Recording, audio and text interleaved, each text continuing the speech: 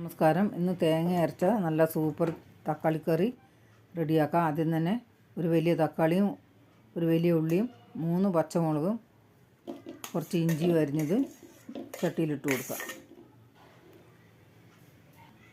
ഇനി 1 ടീസ്പൂൺ ഉപ്പ്, 1/4 ടീസ്പൂൺ മഞ്ഞൾപ്പൊടിയും കുറച്ച് വെള്ളം ഒഴിച്ച് ഒന്ന് ഇളക്കി അടുപ്പത്ത് വെച്ച് അടച്ച് വെച്ച്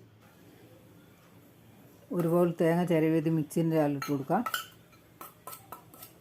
1 ടീസ്പൂൺ മുളക് പൊടിയും 1/4 ടീസ്പൂൺ മഞ്ഞൾപ്പൊടിയും കുറച്ച് ജീരകവും ചേർത്ത്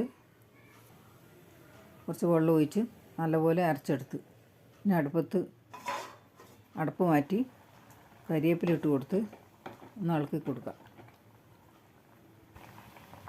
അരപ്പ് ചേർത്ത് ജാറിൽ കുറച്ച് വെള്ളം ഒഴിച്ച് അതും ഒഴിച്ച് ഒന്ന് ഇളക്കി കൊടുത്ത് കുറച്ചുകൂടി വെള്ളം ഒഴിക്കുക.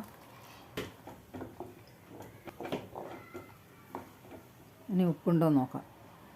കുറച്ച് ഉപ്പിൻ്റെ കുറവുണ്ട്, ഉപ്പിട്ട് ഇനി കറി ഒരുപാട് തിളക്കാൻ പാടില്ല. ഒരുപാട് തിളച്ചാൽ പിരിഞ്ഞു പോകും കറി. ഒന്ന് തിളച്ച് വന്ന് ഇനി മാറ്റാം. ഇനി അടുപ്പത്ത് കടായി വെച്ച് 1 ടേബിൾ സ്പൂൺ വെളിച്ചെണ്ണ, 1 ടീസ്പൂൺ കടുകും, ഉള്ളി ചേർക്കുന്നവർക്ക് ഉള്ളി ചേർക്കാം. ഞാൻ കടുക് ഇടുന്നുള്ളൂ. അപ്പം കറിയിലേക്ക് ഒഴിച്ച് കൊടുക്കുക. ഇഷ്ടപ്പെട്ടാൽ ലൈക്ക് ചെയ്യണേ.